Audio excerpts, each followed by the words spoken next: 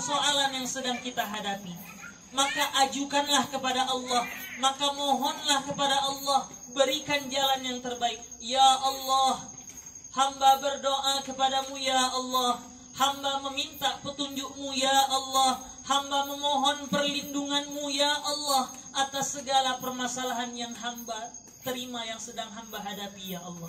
Karena Engkau ya Allah yang dapat menyelesaikan segala perkara hamba. Hamba tidaklah mampu melakukan sesuatu apapun melain atas izin-Mu ya Allah.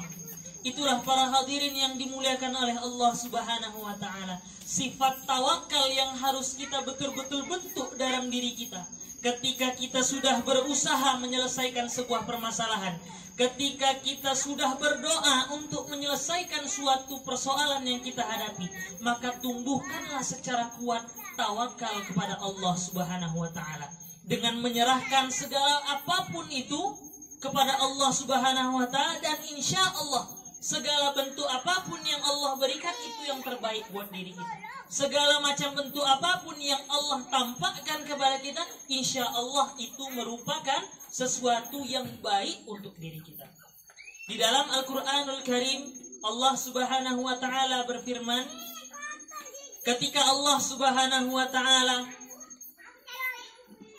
yang memberikan kepada kita sesuatu yang kita anggap jelek, sesuatu yang anggap kita itu tidak baik, sesungguhnya terkadang itu bakalan baik buat kita suatu harinya nanti, atau pada suatu hari yang kita tidak sangka-sangka itu berguna bagi diri kita. Sebaliknya juga ibu-ibu sekalian, bapak-bapak sekalian, sesuatu yang kita anggap baik, sesuatu yang kita pengen niat, yang ingin kita miliki, sesuatu yang pengen kita gapai, yang pengen kita punyai, tapi Allah tidak berikan kepada kita, bukan berarti Allah tidak sayang dengan kita. Bukan berarti Allah tidak mau mengabulkan doa kita. Bisa jadi ketika sesuatu itu kita dapatkan, ketika keinginan itu kita miliki dan kita punyakan, mungkin Allah Subhanahu wa ta'ala tahu kita nantinya bakalan kufur, kita nantinya bakalan tidak bersyukur, Bapak Ibu sekalian. Kita nantinya bakal menghindari daripada ingin mendekatkan diri kepada Allah Subhanahu wa ta'ala.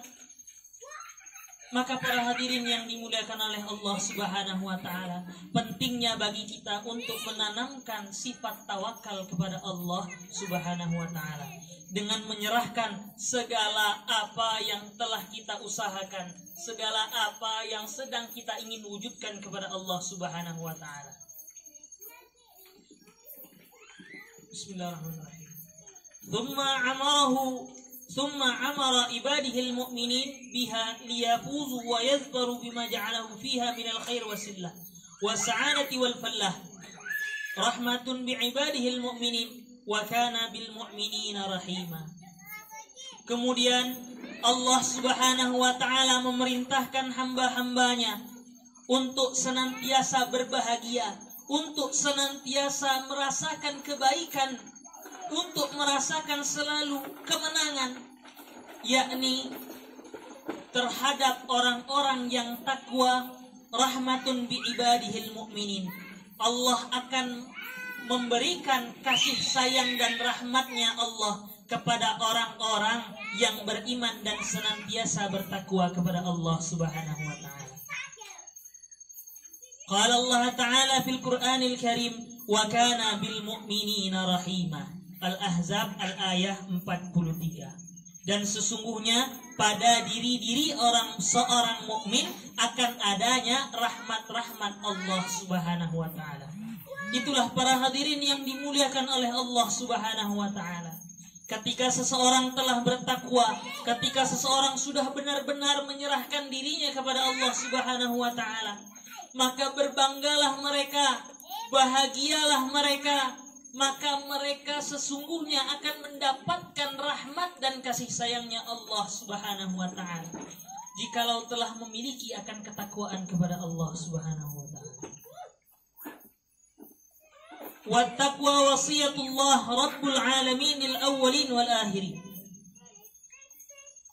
Al-Habib Abdullah bin Alwi al-Haddad berkata, sesungguhnya takwa merupakan wasiat Allah Subhanahu wa taala, Tuhan semesta alam, bagi orang-orang yang terdahulu dan bagi orang-orang pada zaman Nabi Adam sampai zaman kita, Bapak Ibu sekalian, zamannya Nabi Muhammad sallallahu alaihi wasallam. Itulah takwa yang senantiasa Allah titipkan, perintah tersebut yang Allah sampaikan kepada nabi-nabi terdahulu, Bapak Ibu sekalian. Dari zaman Nabi Adam alaihissalam sampai zaman Nabi Muhammad sallallahu alaihi wasallam. Yang mana daripada jumlah nabi-nabi dan rasul itu berjumlah 125.000 nabi lebih kurang, dan setiap nabi-nabi dan rasul tersebut Allah titipkan, Allah sampaikan kepada mereka semuanya untuk menyebarkan, untuk menyampaikan kepada umat, untuk meningkatkan, untuk membentuk akan ketakwaan kepada Allah Subhanahu wa taala. Bukan berarti ketika pada zaman Nabi Muhammad SAW saja yang Allah perintahkan untuk bertakwa, akan tetapi pada zaman-zaman Nabi sebelum zaman Nabi Muhammad SAW, Allah telah memerintahkan seorang hamba untuk bertakwa kepada Allah. Qala Allah Ta'ala fil Qur'anil Karim, wa laqad wassayna alladhina utul kitab min qablikum wa iyyakum 'anittaqillah.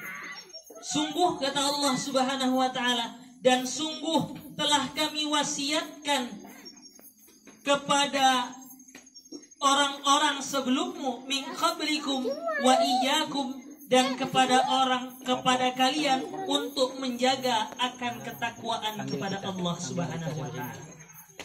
Bahwasanya Bapak Ibu sekalian, bukan hanya kita yang merasakan akan perintah takwa, tapi para umat-umat Nabi terdahulu pun sudah Allah berikan kepada mereka, Allah ajarkan kepada mereka, Allah sampaikan kepada mereka untuk senantiasa bertakwa melalui nabi-nabi dan rasul-rasul pada zamannya, Bapak Ibu sekalian.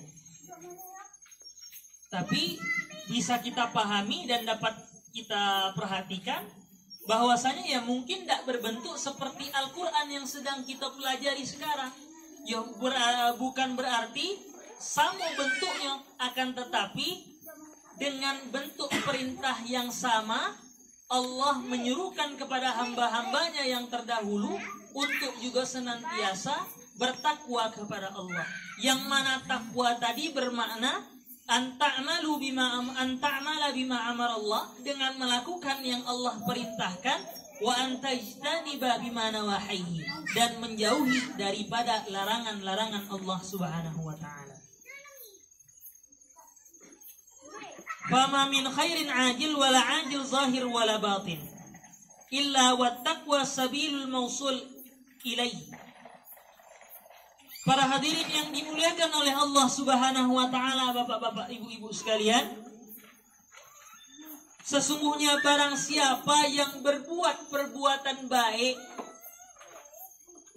wala ajil zahir wala batin, barang siapa yang melakukan perbuatan baik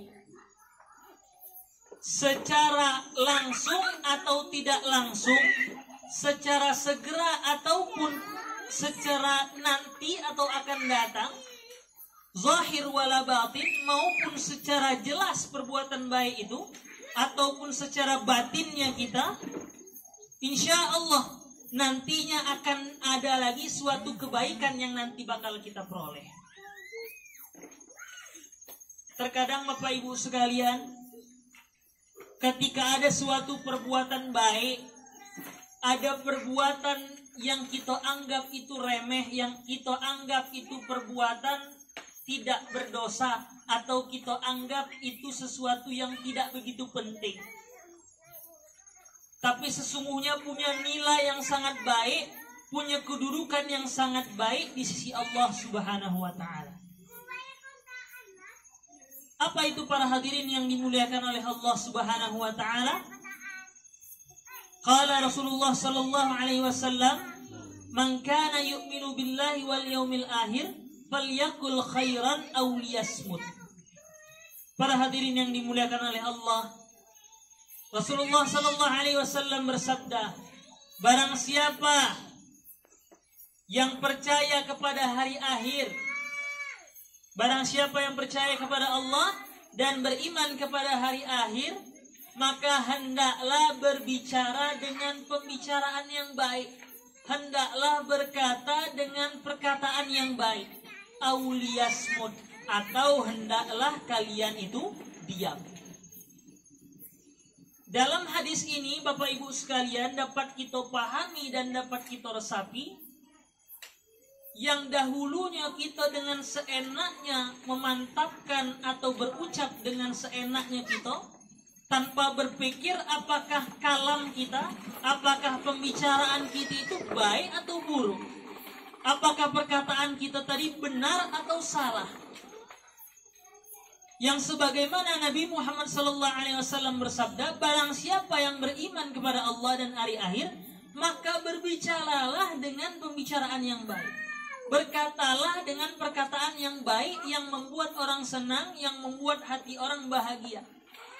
Jangan sampai ucapan yang kita ucapkan tadi membuat hati orang tersinggung, yang membuat hati orang menjadi gelisah dengan ucapan kita. Karena para Bapak Ibu sekalian yang dimuliakan oleh Allah Subhanahu wa taala, jangan sampai karena perbuatan lisan kita yang membuat hati saudara semukmin kita, saudara sesama Islam kita yang tersakiti gara-gara ucapannya kita, jangan sampai itu menjadi penghalang Bapak Ibu sekalian nantinya di yaumil akhir nanti, segala amal ibadah yang telah kita perbuat, yang harusnya kita sudah ingin dimasukkan ke dalam surganya Allah, tapi karena kita pernah menyakiti hati seorang mukmin, hati saudara kita, yang mana hati mereka tidak rela semasa hidup di dunia pernah disakiti, yang mana hati mereka tidak suka, tidak sudi ketika di dunia dihianati oleh kita. Jangan sampai itu menjadi penghalang bagi kita nantinya untuk masuk ke dalam surganya Allah Subhanahu wa taala. Maka para